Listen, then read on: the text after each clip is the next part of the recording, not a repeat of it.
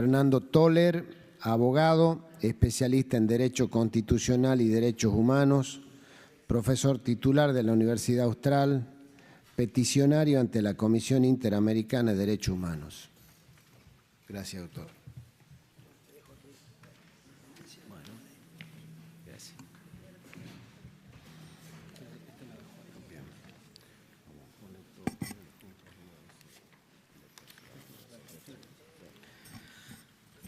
Bien, señores senadores, señoras senadoras, tenemos sobre la mesa un texto. Como dijo la senadora González hace un rato, hay que discutir del texto. Yo entiendo que llega en revisión. Creo que soy el número 850 que ha recibido el Congreso en lo que va de este largo debate. Figurita repetida, dijo algún diario. Sí, yo soy un 850 por 2, porque estuve en diputados. Y se me ocurrió que, llegado este momento, valía la pena. Yo voy a mover esto porque soy bajito, pero no quedo demasiado bajito, porque acá no se puede caer. Bien, decía, llega el momento de agarrar esta ley que tiene 23 artículos más 2 de forma, que es sobre lo que estamos discutiendo, y hacer un paneo. Hacer un paneo, decir, ¿qué dice esta norma? ¿Qué implica la norma? ¿Es la norma que queremos? ¿Es una buena norma? Y en base a eso, señores senadores, señoras senadoras, ustedes decidirán porque la historia lo va a estar observando. Entonces, Cicerón decía, fine constituto omnia sum constituta. Establecido el fin, todo se ordena. ¿Cuál es el fin de estos 23 artículos que establecen un cuerpo legal, que es esta ley de interrupción voluntaria del embarazo? El fin está en el artículo 5, estaba antes en el artículo 1. Entonces, si voy a repasar del artículo 1 al 23, con un poquito de paciencia, y dado que se aceleró un poco y ya no es medianoche, sino que apenas la noche está en pañales, y dada la importancia del tema, pero intentaré ser amable con el tiempo, voy a empezar por el artículo 5, donde ahí se declara el objeto, el fin, y dice literalmente, el fin que integra la ley es garantizar el derecho a la práctica del aborto. Es interesante que no dice crear el derecho al aborto, sino garantizar el derecho al aborto. O sea, está hablando de un derecho que en realidad ya estaría creado. Lo que no está claro es dónde estaría creado. Van a garantizar un derecho, pero que todavía no existe. La verdad que hubiera sido un poquito más honesto poner esta ley instaura un nuevo derecho, que es el derecho al aborto. Pero han dicho que van a garantizar algo que ya está. Entonces, la verdad que es muy de agradecer que hayan puesto tan claro el fin, porque los que hacemos interpretación constitucional lo primero que tenemos que ver es el fin de las leyes. Y muchas veces las leyes no tienen claro el fin y uno se devana la cabeza pensando cuál es el fin de la ley. En esta está claro. La ley es una ley de garantía del derecho del aborto y, por tanto, todo el diseño de los medios que la ley pone para llegar a este fin, todo el diseño de los medios está puesto para que el aborto se haga. Es la clave interpretativa de toda su estructura. Una cosa interesante para decir, yo me dedico a derechos humanos desde que cuando era chiquito salí a la facultad, es que los derechos son cosas buenas, o sea, tienen un bien humano básico bueno, un derecho humano tiene un derecho a una cosa buena. ¿Y cuál sería el derecho al aborto?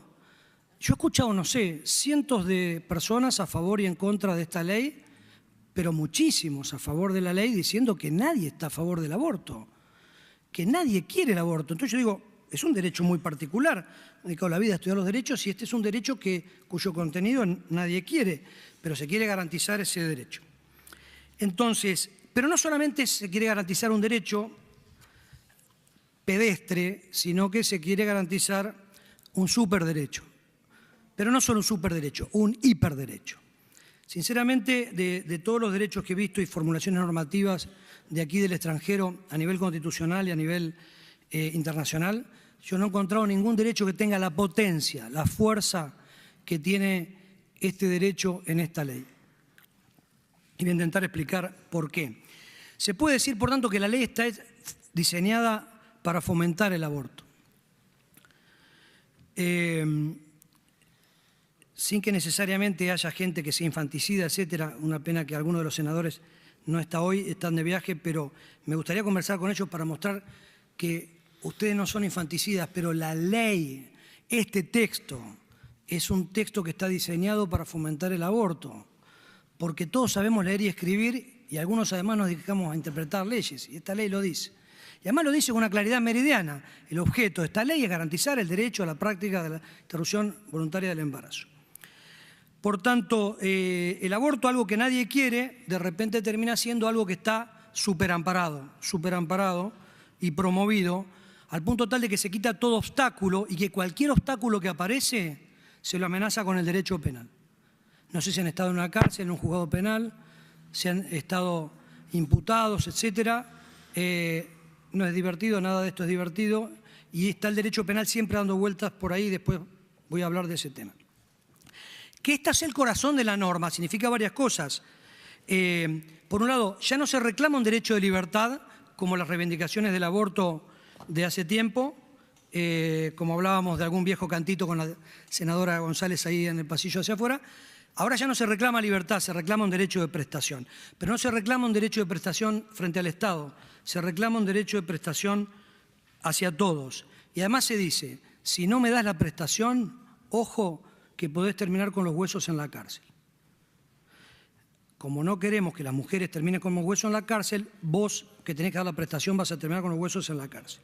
Universalidad, obligatoriedad universal, perentoriedad de plazo, exigüidad de plazo, gratuidad universalizada, que no es gratuita, porque las provincias, señores senadores, que ustedes representan, son los que van a poner el talego en esta cuestión. Una imposición unitaria, rompiendo el federalismo en materia de salud a las provincias, sanciones penales ante la mera demora, ya no se sanciona por no hacer el aborto, sino por no correr lo suficientemente rápido para hacerlo, delito de demora o dilación de aborto, delito de obstrucción, pero delito de dilación, o sea, el aborto se hizo, pero no corriste lo suficientemente rápido, ante un derecho penal que intenta replegar velas y no criminalizar cosas, ir cada vez menos. Este es un derecho penal de meter cosas que nunca se pensaron. Reconocimiento muy restrictivo de la objeción de conciencia, un tema que si después algo voy a tocar, pero en las preguntas es un tema que me interesa hace mucho tiempo. La obligación a sanatorios privados con la prohibición expresamente escrita, con toda literalidad, de una objeción de ideario.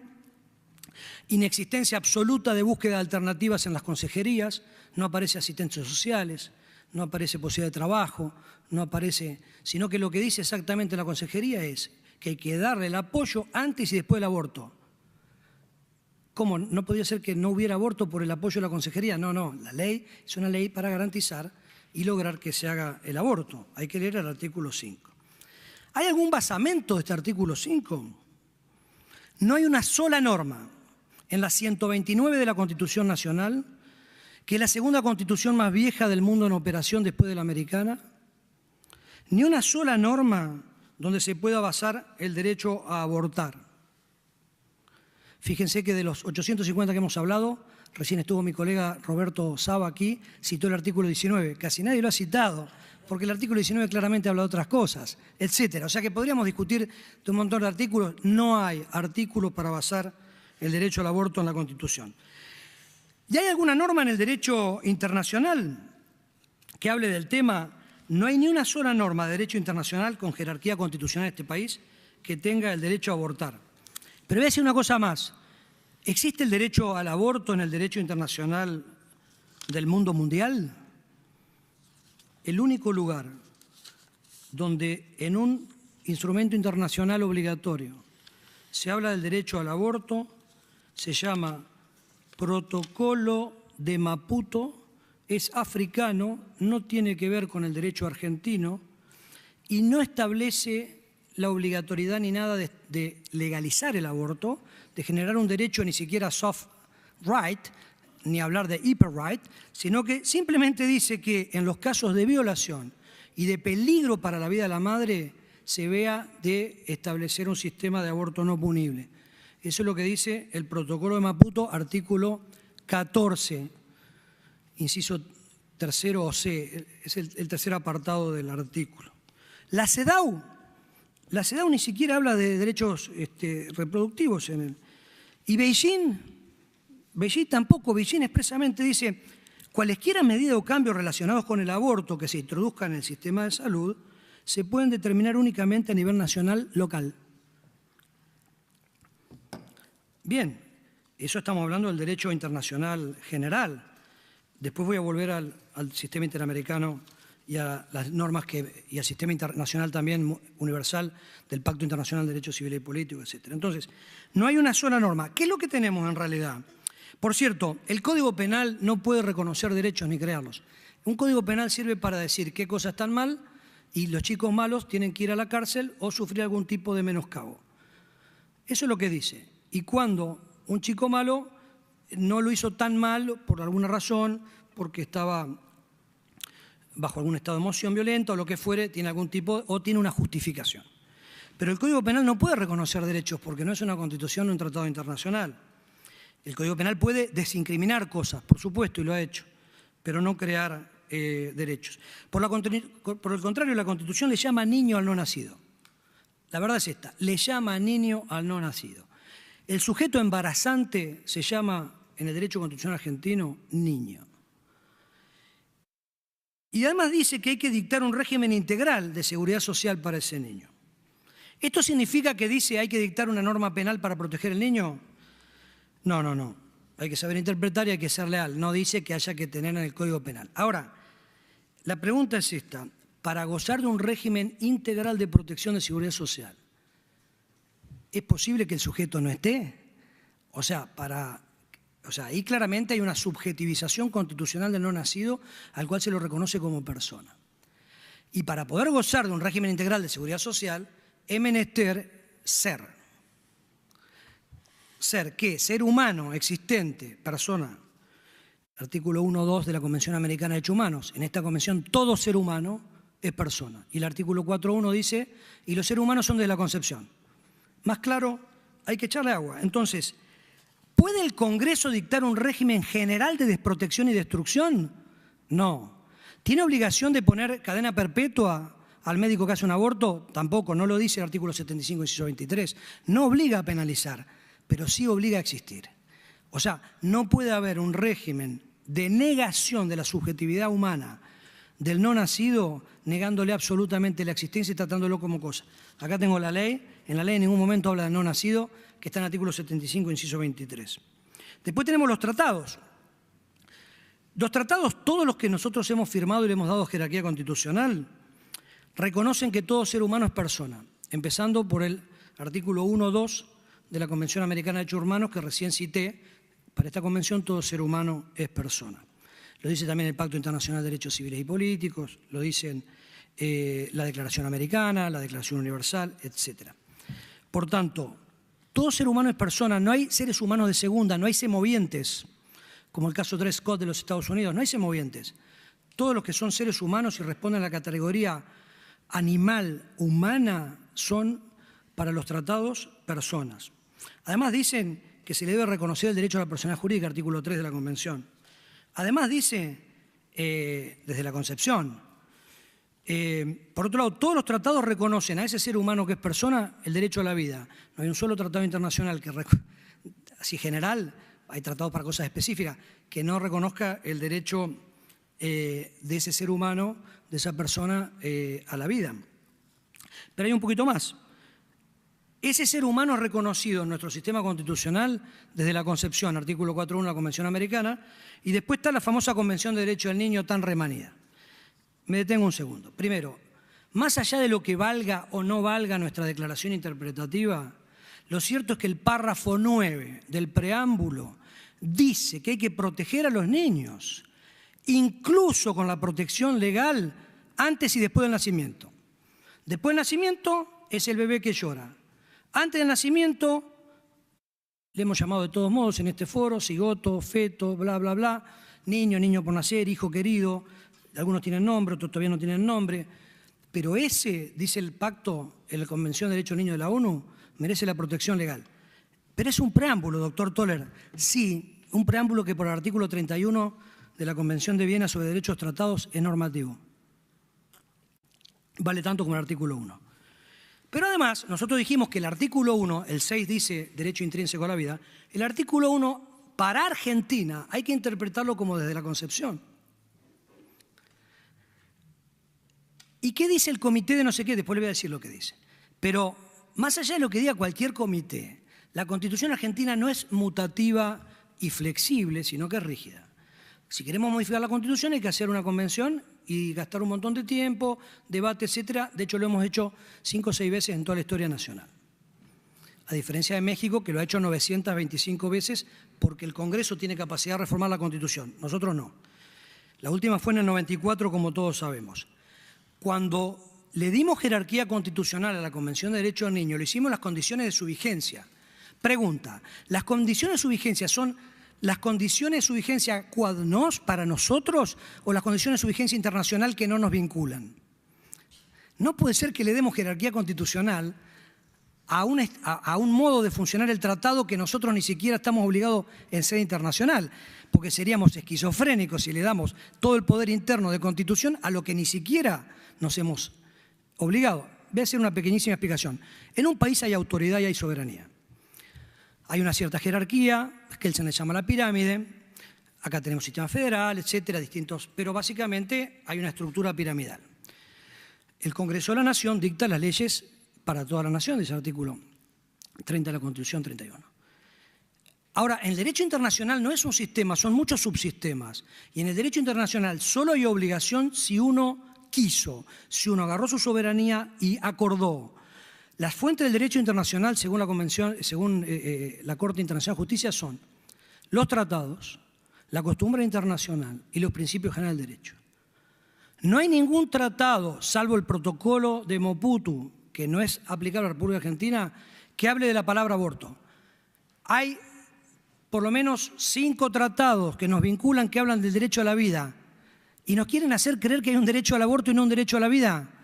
Entonces, bien, también sabemos leer y escribir, y más o menos podemos ver que es una vuelta carnero triple mortal intentar fundar el derecho al aborto donde no está, intentar decir que no hay derecho a la vida donde está. Después podemos discutir si hay penalización o no hay penalización, pero esta es la verdad. Hay un derecho a la vida, que en nuestro país es de la concepción, en general, no en general, puede ser despenalizado a veces, sí, no, pero hay un derecho a la vida, claro, contundente, están las normas, y no hay ni una sola norma de derecho interno, de carácter constitucional, ni de carácter internacional que nos vincule con jerarquía constitucional que reconozca el aborto. Me detuve un momento en este punto porque es vital y se ha hablado demasiado sobre el tema y me parece que había que decir algunas cosas blanco sobre negro.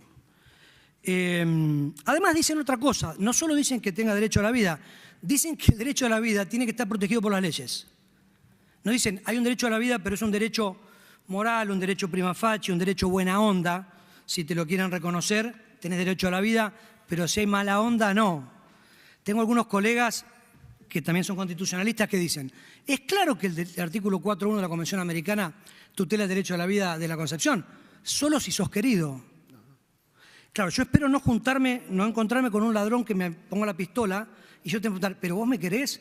Porque yo tengo derecho a la vida sub amoris, sujeto a conditionis amoris. O sea, si me querés tengo derecho y si no me querés... O sea, no puede ser que la diferencia más drástica del derecho, que viene de Roma para acá, que es entre personas y cosas, la diferencia más drástica, repito, en toda la historia del derecho, 2500 años, que es personas y cosas, ahora resulta que sos persona o sos cosa según un agente externo que te tiene más o menos cariño, o sos cuasi persona porque se van cariñando. Eso viola el principio de no contradicción, que lo descubrió en la realidad Aristóteles, que Dante Alighieri dice el maestro de todos los que saben. No se puede ser y no ser al mismo tiempo, bajo el mismo punto de vista. No se puede ser persona, no se puede ser humano y no serlo al mismo tiempo. Bien. Por tanto, ¿puede haber comités internacionales que nos cambian la Constitución? La respuesta es sencilla, hay que leer cómo se reforma la Constitución, está en la Constitución y ahí no aparece, de acuerdo a lo que diga en Ginebra, una persona que tenga un voto más que los otros en un cuerpo colegiado mutará nuestra Constitución. Por ahí estaría buenísimo, pero no es nuestro sistema. Desde el año 1853 elegimos otro sistema para darnos soberanía y autoridad. Otra cosa más, hasta los juristas partidarios del aborto, y en este estrado han estado algunos de los mejores que no comparten mi visión, o mejor dicho, yo no comparto sus visiones, y me estoy refiriendo a Aida Kemelmacher, a Ricardo Gil Lavedra y al doctor Gil Domínguez. Los tres han reconocido que el no nacido es persona para el derecho. Lo que dicen es que es una persona que vale menos o que hay una gradación incremental, o sea que uno es cuasi persona, medio persona, más persona, persona entera.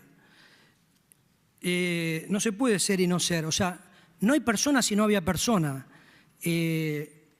Vamos a decirlo de modo más claro, no hay ser humano si no había ser humano, o sea, en un momento hay ser humano, antes no había nada, después lo hay. Eso es así y por tanto se es o no se es. Y se ha dicho aquí que el derecho a la vida no es absoluto. Hemos construido muchas cosas en la democracia pensando que el derecho a la vida es absoluto, es una cosa realmente importante. Y se ha intentado aplicar la teoría de la proporcionalidad. Le he dedicado 25 años a esta teoría, sinceramente, pueden ver los libros. Claro, pero más allá de lo que uno piense de la ponderación y del tema del balance de los derechos, eso se aplica a derechos elásticos. Por ejemplo, un periodista que dice algo de una senadora y a la senadora no le gusta y bueno, se discute a ver si lo que se dijo fue un exceso, un abuso de la libertad de expresión o no, etcétera, etcétera, y podemos ahí ver un poco cómo compatibilizamos en un más y un menos. Pero los derechos inelásticos, donde uno de los dos sujetos de ese supuesto conflicto desaparece después de la elección, no pueden ser ponderados. Ahí no hay regla de proporcionalidad ni regla de la ponderación. A ver, el gran autor mundial de la regla de ponderación se llama Robert Alexy. Yo tuve oportunidad de conversar el tema con él por lo menos 3 veces. Por esta ocasión histórica voy a decir di el seminario último de su cátedra antes de jubilarse, o sea, lo di yo a los 10 días se jubiló, no por nada especial, sino que fue una carambola de la vida, y después tuve la oportunidad de dialogar con él acá en la Universidad de Buenos Aires y él discutió un paper mío bastante largo sobre lógica y conflictos. Robert Alexy, creador de la teoría de la ponderación, dice que jamás puede haber en un caso concreto realmente 2 derechos en pugna que estén en el caso concreto. En abstracto yo puedo hablar de honor, intimidad, puedo hablar de muchas cosas, pero que en el caso concreto rompe el principio de no contradicción aristotélico, que es imposible pensar cualquier cosa sin ese principio. Lo discutimos acá en la UBA, lo habíamos charlado antes así con un vinito de por medio, pero los vinos no son buenos para la lógica. Cuando después él se leyó un paper de 50 páginas sobre el tema, pidió un pizarrón y dijo, efectivamente, esto es así. Entonces, hablemos de ponderación todo lo que queramos, pero una ponderación que significa game over, you are out, no es la ponderación que se habla en el Tribunal Constitucional Alemán, etcétera, el balancing test americano. Bien. ¿Hay alguna consideración al por nacer en el proyecto de análisis? En estos 23 artículos no hay ni una sola. Nada. Pero el artículo 19 del Código Civil, yo ya sé que el Senado puede derogar el Código Civil. Entonces deróguenlo, cámbienlo. Pero si sigue estando el Código Civil, hay que tener un poquito de integralidad. El doctor Menem dijo acá que era una ley que le faltaba calidad institucional. Yo no sé si le falta calidad institucional. Lo que le falta a toneladas es calidad jurídica, técnica jurídica. No se puede hacer una ley que esté tan desorbitada con todo el ordenamiento jurídico. Derechos protegidos, dice, por tanto, artículo 5 no puede ser aprobado, porque la finalidad es ilegítima, que es garantizar un derecho que no existe y desproteger y destruir derechos que sí existen. El artículo 6 le va en saga, analiza un montón de derechos y dice, se concluye que estos derechos dan el derecho a abortar. La verdad es que, digamos, concluir del derecho a la vida, el derecho a matar la vida, me resulta un poco paradójico como argumentación. Concluir de la libertad de creencia, la prohibición de la objeción de conciencia en determinados casos, como el médico objetor con 20 años de objetor, que en determinado momento se cumple los 5 días de plazo, le agarró salmonelosis al que va a hacer el aborto, la ley no tiene ni una sola causal de demora, son 5 días de plazo improrrogable. Entonces, la libertad de creencias es muy particular, como se la entiende. Bien, y otra, yo nunca había visto una ley que diga, esta ley es constitucional, señores jueces, por favor no la toquen, porque nosotros ya la vimos y es constitucional.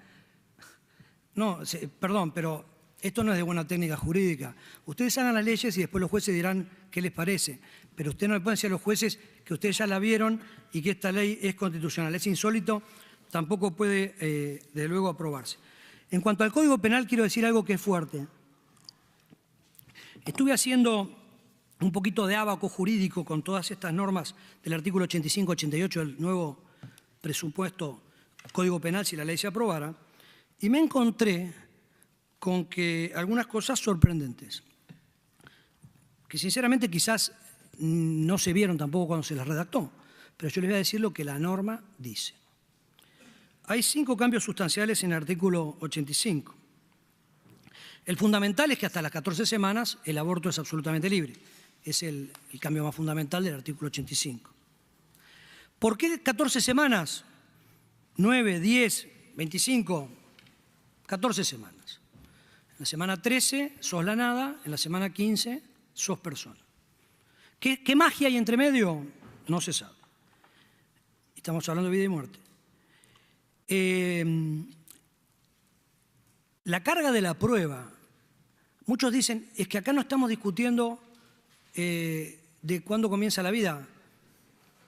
Perdón, quizás me equivoqué del lugar donde me habían invitado. Estamos discutiendo cuándo comienza la vida y qué protección hay que darle al ser humano vivo.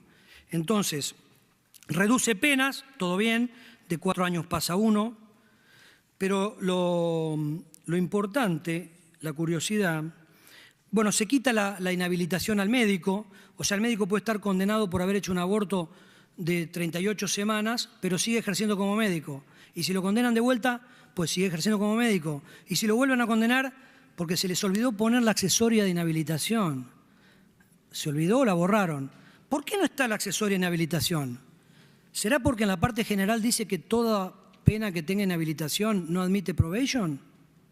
¿Será por tanto que al médico, donde hay varias normas que dice quédate tranquilo que sos inmune por hacer esto, se le está diciendo además, y si algo saliera mal y le erraste de semana o algo pasó mal, o pensaste que era por la salud social de la mujer y después la mujer desdice lo que dijiste y resulta que tenés un proceso penal, porque resulta que abortaste y la mujer dice que lo abortaste y que la engañaste y no sé qué? No te preocupes que hay probation, arreglás con el juez y se acabó el problema. Claro, pero si tuviera... ¿Por qué las penas de inhabilitación no admiten probation? Porque no hay que dejar a un cirujano que mata gente que tenga probation. Hay que ver realmente si mató y sacarle la matrícula. Por eso todas las accesorias de inhabilitación impiden la probation, más allá de que la jurisprudencia a veces la admite en algunos casos razonables. ¿Qué más? La curiosidad más importante. No se exige médico. Campaña nacional del aborto seguro. No se exige médico. O sea que el aborto clandestino e inseguro, que es una preocupación, y que yo también tengo esa preocupación, y creo que todos la tenemos que tener. El aborto clandestino e inseguro no va a existir más, pero no va a ser seguro, simplemente no va a ser clandestino, porque la ley lo va a admitir. O sea, si una persona, porque me estuve fijando exactamente, puede hacer aborto hasta las 14 semanas o puede hacer abortos de las causales hasta la semana 40. ¿Quién? Cualquiera. Legrado también, porque está dentro de la OMS. Dice que no lo recomienda, pero que tampoco lo prohíbe. Entonces, cuando uno tiene un fin, que es el aborto gratuito, seguro, legal, tiene que tener medios que lleven a eso. Si resulta que el medio que han puesto no lleva al fin, la norma es irrazonable, primer principio del Tribunal Constitucional le mande porque una norma es inconstitucional. Esta norma es inconstitucional porque los medios que está poniendo para lo que pide, el fin es ilegítimo, mala cosa, ya es inconstitucional. Y el primer medio que pone también está mal, porque no van a lograr seguridad haciendo que cualquier habitante de este país pueda hacer abortos farmacológicos y quirúrgicos en cualquier momento del embarazo. Está en el artículo 85, léanlo bien para ver que no estoy mintiendo. Por tanto, conclusión sobre el artículo 1, es ilegítimo por digamos, poner 14 semanas y además tampoco logra ninguna seguridad. Artículo 2, voy a ir más rápido, crea delito de dilación, delito de dilación de aborto, o sea, es no corriste lo suficiente para hacer el aborto. Es muy grave esto, ¿eh? ¿Qué significa dilatar el aborto? Esto es lo que se llama una norma vaga en derecho. De Feuerbach para acá, con el principio de legalidad penal, la ley penal Digamos, el principio de legalidad penal no se cumple simplemente porque haya una ley que diga tal cosa va preso, sino que la ley tiene que tener el contenido suficiente para que uno pueda conocer la criminalidad del acto y dirigir sus acciones. Esta ley falla porque está fallando el principio de legalidad. No se puede meter preso gente sin principio de legalidad penal. Esta norma es vaga. En Estados Unidos le llaman vagueness, le da inconstitucionalidad, y nosotros hemos tomado esa idea. Es una ley penal que queda casi en una ley, digamos, imprecisa, vaga, viola el principio de legalidad penal. Pero acá sí hay inhabilitación, o sea, el médico que hace abortos no está inhabilitado. El médico que no hace abortos queda inhabilitado. No podría solicitar la probation. Tiene que ir a juicio a ver. Por otro lado, un médico que habitualmente dilata va a tener un juicio, va a tener otro, va a tener otro. La tercera es prisión efectiva. Todo esto pensó que no queríamos meter gente presa, y va a haber bastante gente presa. Tipo penal abierto y peligroso. ¿Qué es el perjuicio a la salud? Cuando salud del artículo 18 dice que es una perfecta armonía psicosocial, físico, psíquico, social, según la OMS. ¿Saben cuántas veces por día a mí me perjudican mi salud según la OMS? Los alumnos que entran a mi despacho, con todo cariño, muchachos. Entonces, pero eso hace que la pena se triplique, 3 años. Por otro lado, en libertad de expresión se habla de chilling effect, la autocensura. Si yo le tengo miedo a la norma, pues no voy a decir cosas.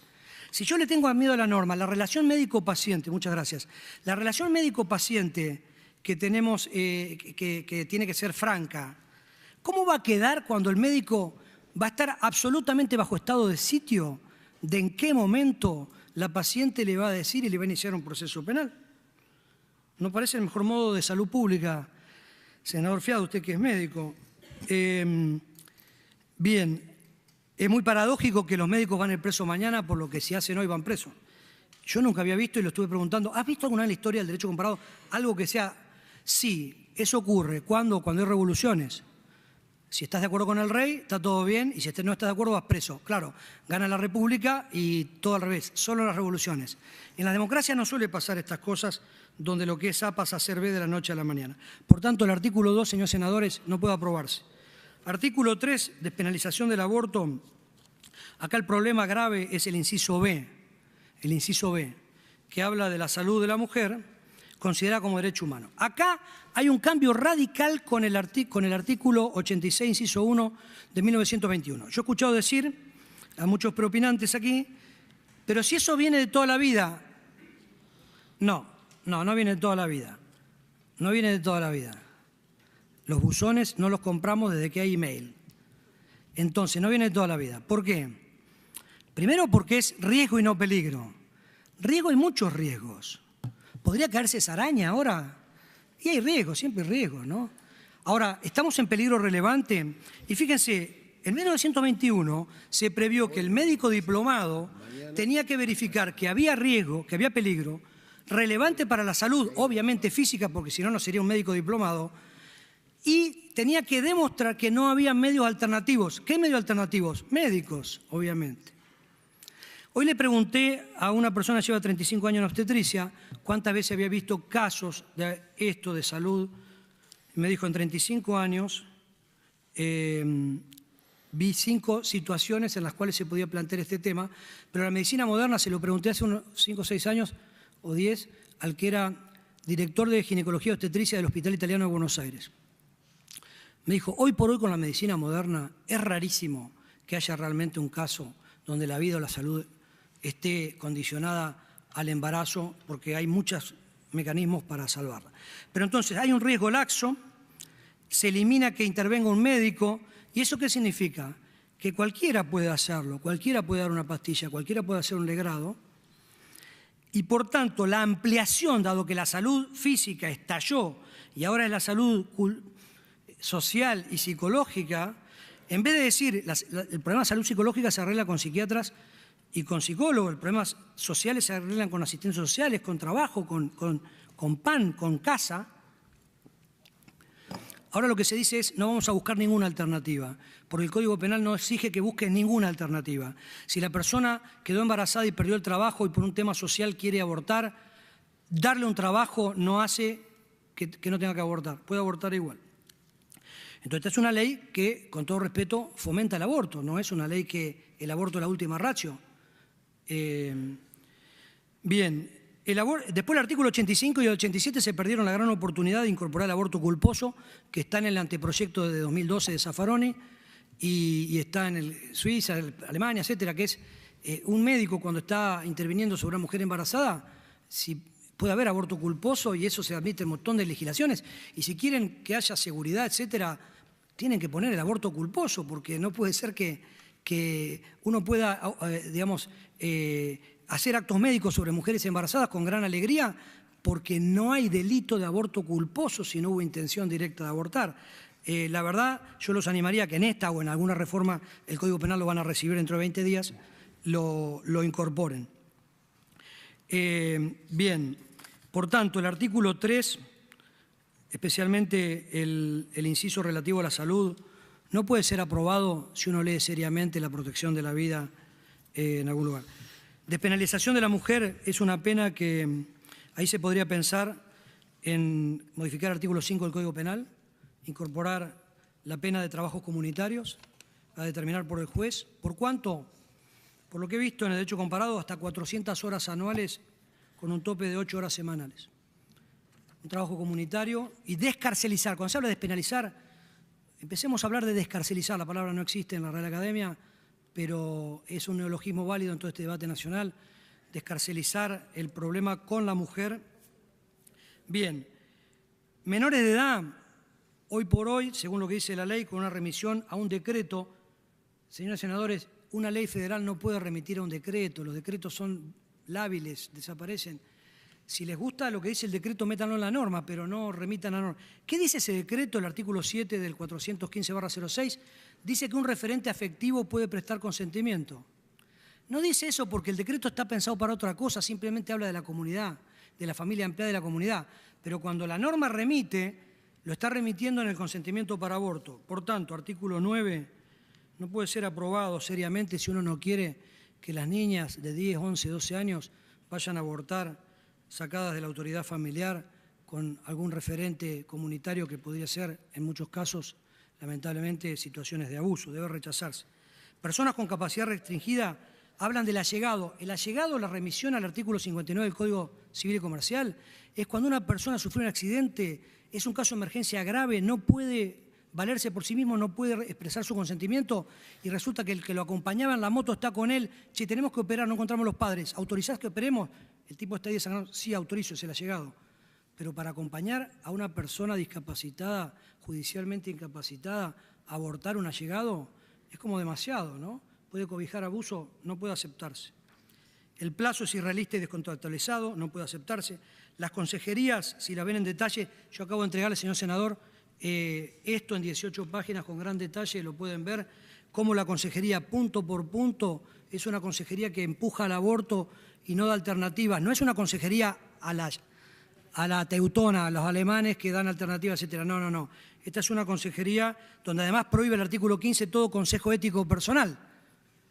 ¿Bajo qué pena? Bajo la pena de dilación, que siempre está presente. Por tanto, no puede aceptarse. Artículo 13, responsabilidad de los establecimientos de salud. Bien, dice literalmente que se prohíbe la objeción de conciencia y que lo tienen que hacer. Si quieren las preguntas lo vemos. Esta obligación universal es injusta, es desproporcionada, es innecesaria, viola la libertad de conciencia, viola la libertad de asociación, viola 10 derechos más en un trabajo que publiqué hace 10 años que se los he dejado como anexo y no puede aceptarse. El artículo 14 me lo salto, aunque sería bueno que hubiera una previsión sobre destino de tejidos fetales, sobre el acceso, es un tema que no está previsto y podría dar lugar a algunos abusos que ninguno quiere. Entonces, eso sí, hay violación a la libertad de expresión del médico, al cual se le obliga a decir cosas y se le obliga a no decir otras cosas. O sea, hay censura y por otro lado hay obligación de hablar. La Corte Suprema de Estados Unidos, el 26 de junio, en el caso National Family Association versus Becerra, 26 de junio de 2018, acaba de decir que a una clínica con un ideal provida no se le puede obligar ni siquiera a poner un cartelito que diga dónde se hacen los abortos gratuitos en California porque viola la libertad de expresión y la libertad religiosa. Eso es lo que dice la libertad religiosa. y la libertad de expresión. No puede aceptarse. Objeción de conciencia, el artículo 15, está mal por todos lados. Si quieren después lo hablamos, no puede aceptarse. ¿Existe la objeción de conciencia institucional? 42 estados de la Unión Norteamericana admiten la objeción de conciencia institucional. Francia, Uruguay. En España directamente es al revés. Si querés hacer aborto tenés que anotarte. Por tanto, no es necesario la objeción de conciencia institucional porque te tenés que ir a anotar. En Chile, sentencia del Tribunal Constitucional, septiembre del año pasado. Sí, existe la objeción de conciencia institucional, derecho comparado, es una cosa bastante lógica. Me parece que es un tema en el cual se ha ido llegando a un acuerdo. Por tanto, no puede aceptarse. Cobertura lo pagan todos. Sería largo y es bastante complicado el tema de las obras sociales, pero entiendo que debe rechazarse. El registro, van a ponerle a los médicos en un registro público. Hay que tener cuidado con eso, podría llegar a rechazarse. Artículo 18, salud comprensiva de todo en la vida, debe rechazarse. No puede ser esa la salud para que haya una excusa absolutoria sobre un aborto. Por favor, doctor, sí. Si terminamos. En un minuto le prometo que termino. Bueno. Llego al último número porque no iba a tocar el artículo 20, 21 y 22, no lo iba a tocar, pero el 23 lo toco en un minuto. Ustedes son senadores de las provincias. La ley dice que es de orden público y de aplicación obligatoria para todo el país. La salubridad, junto con la moralidad y la seguridad, han sido siempre del poder de policía de las provincias. Así nos fundamos, así somos, así hemos querido ser. Ahora bien, la nación tiene también un interés en la persona y obviamente en la salud, y ahí hay una facultad que se llama concurrente. Por tanto, puede legislar en materia de salud.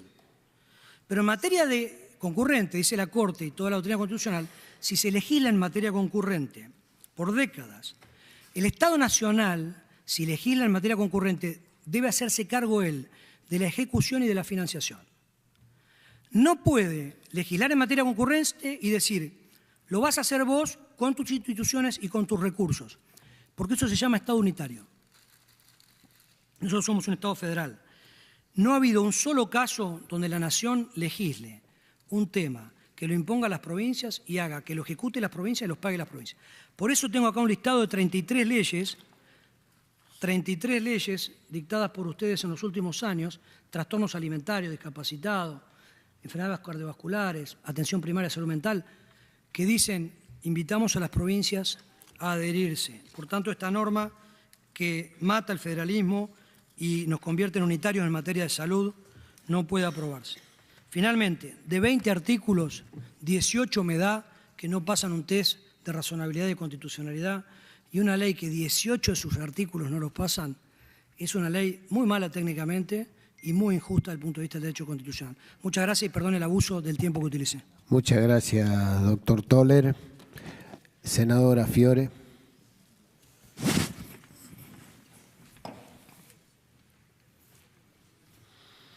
Gracias, señor presidente. Un gusto escucharlo, doctor. Dos preguntas bien concretas y cortas. Usted dijo respecto al artículo 15, que es el que habla de la objeción de conciencia, que era un artículo que estaba mal por todos lados, palabras textuales suyas. Le quería preguntar las razones por las cuales este artículo estaba mal por todos lados. El último párrafo de este artículo habla de la objeción de conciencia institucional o la objeción de ideario. También querría que se refiera, aunque en realidad ya dijo que hay derecho comparado con relación a este tema. Por lo tanto, que me explique el artículo 15 por qué está mal por todos lados la objeción de conciencia tal cual como está o como figura en este proyecto. Y después una consulta.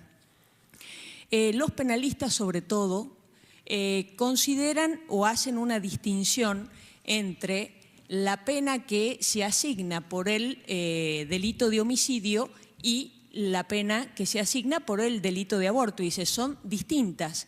Y parece que en función de esa diferencia entre el homicidio y el aborto, la persona fuera menos persona, o al menos el Código Penal le da un rango de protección menor a la persona por nacer que con relación al resto de las personas. Entonces le quería preguntar esto, si es así, si esta diferencia que hay entre el homicidio y el aborto implica en el ámbito del derecho penal una valoración que considera a la persona por nacer, entre comillas, como menos persona. Gracias, doctor. Gracias a usted. Sobre la primera objeción de conciencia, es paradójico que una norma que se llama objeción de conciencia empiece diciendo Los profesionales de la salud tienen la obligación de realizar el aborto y no se pueden negar a su práctica. Perdón, no íbamos a hablar de objeción de conciencia. Bastante paradójico el primer párrafo. O sea que el deber básico de un médico es hacer abortos. ¿De qué médico? No se discrimina. Esta es una de las cosas que se puede arreglar en la reglamentación. Hay muchas cosas, señor ministro, que no se pueden arreglar en la reglamentación. Por ejemplo, si el Código Penal dice que hay un delito de dilación de aborto, ninguna reglamentación va a hacer que uno no sea procesado por un fiscal, porque los reglamentos administrativos no intervienen en las normas del Código Penal. Bien, ahora, hoy por hoy cualquier médico... A ver, vez pasada hubo un caso muy triste en la provincia de Santa Fe, donde la persona entró por otorrinolaringología, entró al aborto. Entonces, en el momento que una paciente le dice a un médico que quiere abortar, se prende un cronómetro que mide 5 días, con habilitación de días y horas, decimos los abogados, días corridos. ¿Y ese médico es un obstetra que puede esperar que se lo pidan? No, también puede ser un endocrinólogo, por ejemplo, con una diabética, o puede ser un pediatra con chicas hasta 16 años, y pueden ser muchísimo más, ni hablar de los médicos de guardia. Entonces, primer párrafo, el médico tiene obligación de hacer abortos. Segundo párrafo, si se anota previamente por escrito de modo formal, puede objetar. Pero el director del hospital se lo tiene que mandar al ministro de Salud de la jurisdicción, que lo va a poner en un registro público, que puede ser público pero no publicado, pero es público, o sea, es de naturaleza pública. Veamos si esos registros van a ser públicos reservados o públicos abiertos. Tercera cuestión, dice, el médico objetor que en una situación de riesgo para la salud de la madre impostergable tiene que hacer el aborto igual. Cuando son 5 días y la salud lo es casi todo, claro, impostergable es muy impostergable cuando son 5 días improrrogables, es bastante ya. Y como hay un delito penal que dice delito de dilación, yo no le puedo decir, ¿por qué no venís, chango, en 12 días que va a volver el médico que está de vacaciones, que es el que suele hacer aborto? Porque la ley no prevé para nada eso. Y estamos jugando con el fuego del derecho penal. Estamos con el fuego del derecho penal que dice, o sea, el delito de dilación tendrá que ver con el plazo, porque la dilación tiene que ver con el plazo. Y el plazo son 5 días corridos, entonces es una madeja difícil. Ya los abogados defensores sabrán qué hacer, pero no está tan fácil en ese caso. Después, a muchos médicos los va a agarrar de sorpresa, porque un día van a estar en su consultorio, aparece una persona que requiere un aborto y dice, no te puedo dar misoprostol, porque yo no hago abortos, pero usted no está, doctor, en el registro. Por tanto, se está negando. Es la tercera parte del artículo 2 que dice delito de negación de aborto. Bien, y después está el objetor tiene la misma pena que el que hace abortos a la semana 38, pero el que hace abortos a la semana 38 no tiene agravantes, pero el objetor sí, porque si se pusiera la posibilidad de perjuicio en la salud social de la madre por la dilación, se triplica a 3 años, es gravísimo. En cuanto a la objeción consciente institucional, a ver, yo he escrito ahí un trabajo largo con más de 35 normas de derecho internacional citadas, etcétera. Pero básicamente les voy a decir lo que dijo Julio Bargueveris, uno de los mejores juristas de los últimos 30 años de este país, lamentablemente ya desaparecido. En un fallo en la Corte Interamericana dijo, no puede ser que si un rico hacendado compra un tractor de última generación y el Estado se lo confisca, estamos tutelando el derecho humano a la propiedad. Y si 2 pobres campesinos, 2 lauchas, con 2,5 pesos compran un tractor de tercera mano y hacen una cooperativa para laburar los lunes vos y los martes yo, y el Estado se los confisca, no, estamos hablando de una corporación. Entonces, además aquí estamos hablando de salud, estamos hablando del compromiso de un médico que ha dedicado su vida y sus noches a entender el cuerpo humano y la salud y a salvar vidas. Y como la medicina actual es sofisticada, necesita juntarse con otros porque solo en su consultorio no puede hacer diagnóstico, no puede hacer tratamiento, no tiene quirófano, entonces necesita asociarse. Es uno de los derechos colectivos, o sea, individual y colectivo. En ningún lado está prohibido ejercer los derechos colectivamente. Entonces, es más, la Convención Americana de Derechos Humanos dice, entre otras cosas, sobre la libertad religiosa, que es un derecho individual y colectivamente ejercido. Entonces, personas que tienen una visión cristiana de la vida, señores, los hospitales los inventó el cristianismo. No es del todo raro que enorme cantidad de hospitales sigan teniendo filiación confesional en este país por todos lados. Adolfo Rubinstein dijo que el 50% de la medicina que se hace en el país es privada, y en Estados Unidos el mayor proveedor de servicios médicos es la Iglesia Católica. Entonces, estamos hablando de una cosa muy seria porque necesitamos médicos, necesitamos hospitales, necesitamos gente que no tenga miedo al derecho penal, que pueda hablar con su paciente cara a cara, con la mirada limpia, sin tener miedo de ser después coaccionado con una amenaza penal. ¿Se imaginan lo que va a pasar cuando los médicos digan, hay una paciente que me dice que me va a plantear una denuncia, etcétera, Los abogados sabemos un poquito de las cosas que pasan cuando las cosas pasan. Entonces, eso es lo que queremos, que nadie quiera ser obstetra y tocoginecólogo en este país por las amenazas penales, o que los mejores no lo quieran ser más. La otra pregunta es una idea que Ricardo Gilavedra ha dicho varias veces. A ver, por un lado, el aborto está en el capítulo 1 del título 1 del libro 2 del Código Penal, que se llama Delitos contra la Vida. Delito contra la vida de las personas, porque todo el libro 2 del Código Penal habla de personas, no habla de otra cosa. Los delitos contra el Estado y la sociedad son otro libro del Código Penal, al punto tal que en mi facultad lo separamos en dos materias distintas. Penal 2 es sobre la persona, Penal 3 es sobre la sociedad. Entonces, y ahí, bueno, como se aborta, se suspende, se corta un proceso vital, de ahí la palabra abortio en latín, de cortar, se corta un proceso, se le llamó siempre aborto. Ahora bien, yo les voy a leer el artículo 79. Prisión o reclusión de 8 a 25 años al que mate a otro. El artículo 80 dice, el que hace todas estas cosas, que son 9, tiene reclusión perpetua. Y el 81 dice, solo 6 años de reclusión o prisión de 1 a 3 años, al que matare a otro en un estado de emoción violenta. Y después puede ocurrir una cosa, uno va caminando y hay un fulano que está arreglando las plantas en su balcón en el piso 8º y se resbala y se te cae encima y vos le haces de paragolpe y morís. En este segundo caso, ese fulano fue un accidente y sería muy raro que fuera homicidio culposo, queda libre. Después habrá que ver las responsabilidades. Entonces, segundo caso, uno va conduciendo por la noche, llueve, está oscuro, se cruza un ciclista, Juan, lo mata, hasta 6 años de prisión, de homicidio culposo. Otra persona entra a un kiosco, atiende Pedro, roba a mano armada, cuando se va a ir Pedro se intercepta para intentar que no le robe la plata para dar de comer a su familia y el delincuente le pega un tiro. Homicidio, criminis causa, reclusión perpetua.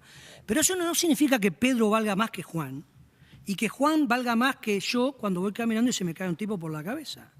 Ni que valga más que el tipo que muere porque el otro tenía emoción violenta. Eso significa simplemente lo que se llama la política criminal y las escalas penales y la proporcionalidad penal, que es, hay acciones que implican una malicia y un riesgo que la sociedad rechaza con mucha fuerza. Hay otras acciones que son hechas en circunstancias tales y con una malicia tan disminuida que el Estado reacciona y la sociedad de un modo distinto. Ahora bien, Klaus Roxin, que no se llama Jorge Bergoglio, se llama Klaus Roxin, mejor penalista de la actualidad alemán, dice en su tratado, para los que quieran la cita, tomo 1, página 64, que hay agravio a los derechos fundamentales de suficiente entidad, que lo lógico es usar el derecho penal. Eso significa la cárcel. Me parece que tenemos que descarcelizar un poquito el tema. No con los médicos, que quizás habría que pensar un agravante para el médico que de modo habitual y por ánimo de lucro hace abortos, sino al médico que de un modo absolutamente puntual y por unas circunstancias hizo un aborto. Me parece que hay que distinguir también esos dos tipos de médicos. Entonces, ¿puede ser una acción legítima un derecho constitucional hacer un aborto? Y no puede ser. ¿Puede ser que no se sancione un aborto? Claro que puede ser. Como no se sancionan montones de otras cosas, como se le puede dar una prisión de 1 año al sujeto que murió, que puede ser un familiar de ustedes, simplemente porque el que lo mató estaba en un estado de emoción violenta. está lleno, miren el Código Penal, repásenlo, está lleno de situaciones en que el mismo bien jurídico, que tiene siempre el mismo valor, tiene una respuesta penal, y a veces la Corte, cuando ve una respuesta penal con mucho desbarajuste, la declara inconstitucional por desproporcionada, como hizo en el caso Pupelis, que ponía 9 a 25 años de prisión el robo automotor. En un momento que había muchos robos y había un poco de psicosis, el Congreso le subió a 9. Y la Corte dijo que no puede tener 9, más que 8 el mínimo por un robo automotor.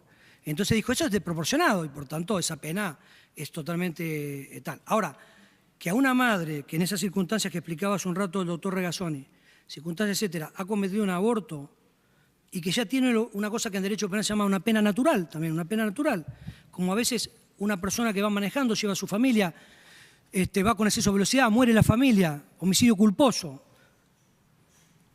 que según como lo vea el juez puede ser homicidio culposo en concurso real, o sea, según cuántos murieron habría que ver cuántas penas. Y a veces se dice, ha muerto su familia, además lo vamos a meter preso, este tipo ya tiene una pena natural y mucho del tema del aborto, hay que pensarlo, es una pena natural, porque ya hubo una pérdida muy grande y no vale la pena hacer un procedimiento sobre el tema, ¿no? Perdón que me extendí, pero intenté darle cabal respuesta a todo este tema que tantas veces ha salido de como tiene menos pena no es persona. Eso díganle a Juan si lo chocan en una esquina lluviosa, que es menos persona que Pedro, y eso no es así. Muchas gracias, doctor Fernando Toller.